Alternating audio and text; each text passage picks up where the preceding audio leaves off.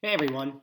So let's talk a little bit about how Lucy and Maria were actually able to wind up looking different from each other. And to understand that, we first need to understand a little bit about how we get new cells. Last trimester, we learned about mitosis.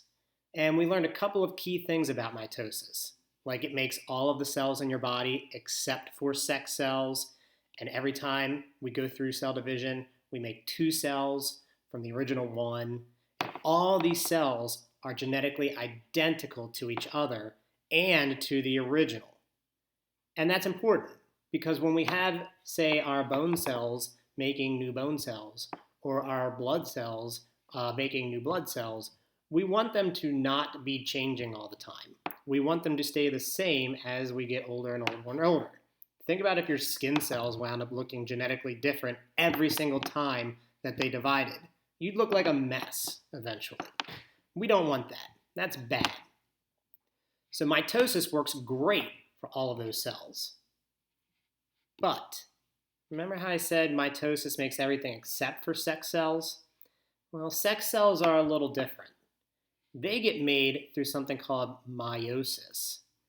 And when we talk about meiosis, it's very easy to confuse it with mitosis. I don't know why they named them so similar, but I'm not the name police. What happens, though, in meiosis is that we are still making new cells. But when we do this, a couple of differences.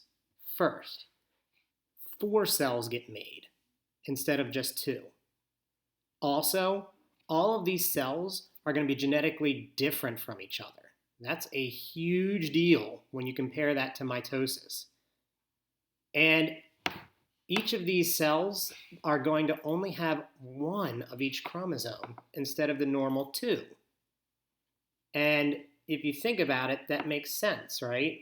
Because if a sperm cell with only half the normal number of chromosomes and an egg cell with half the number of chromosomes come together, well, now you've got a cell with the full set of chromosomes, which will be the new offspring. And just a reminder that sperm cells are getting made in males and eggs are getting made in females. So how does this relate to Lucy and Maria? Well, let's take a look at the chromosomes inside of Lucy and Maria's dad. Remember, we were just looking at the TYR, the OCA2, and the MC1R genes.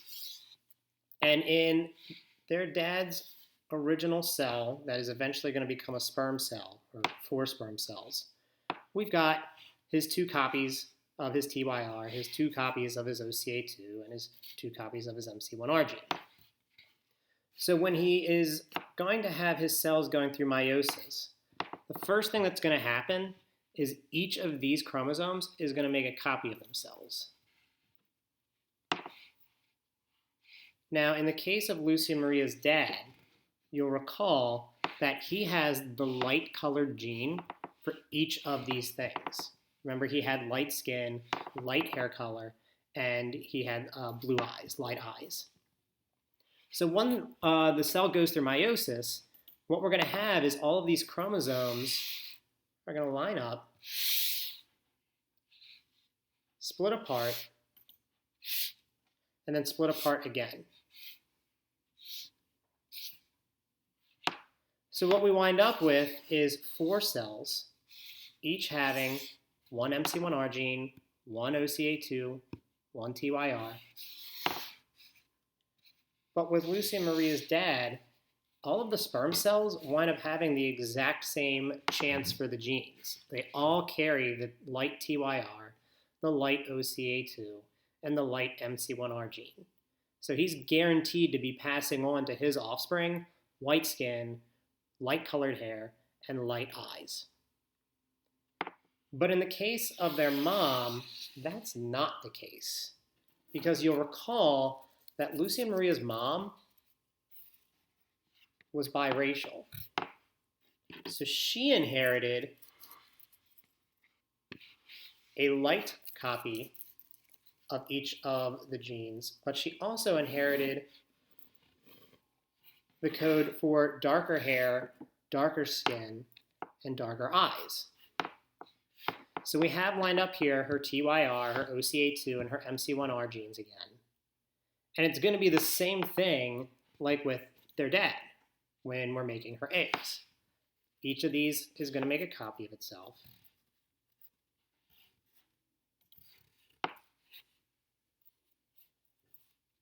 They're going to line up.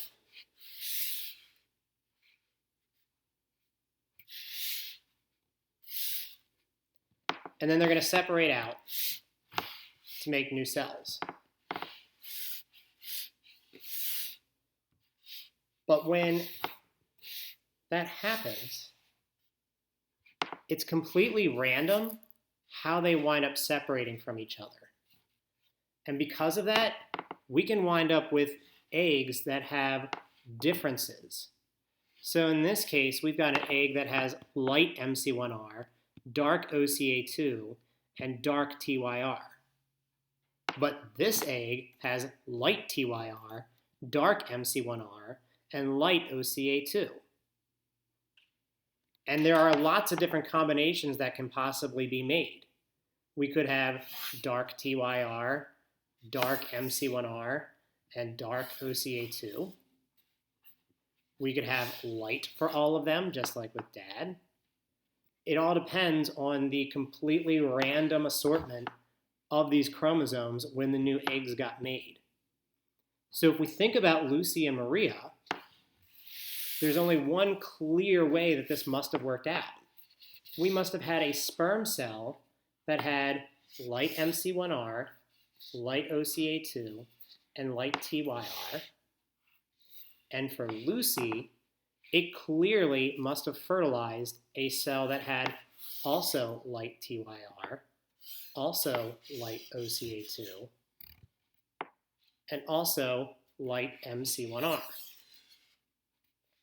This would have resulted in Lucy having light skin, light-colored eyes, and light-colored hair.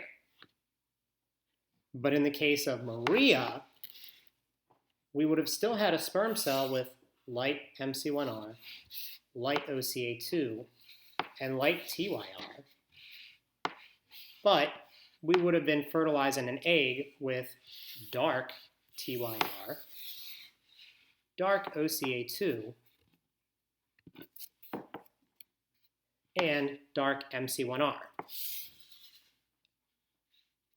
Because the dark phenotype dominates over the light, that is to say, it's going to win out and be shown, we wind up seeing Maria having the dark hair, eye, and skin color, whereas Lucy did not.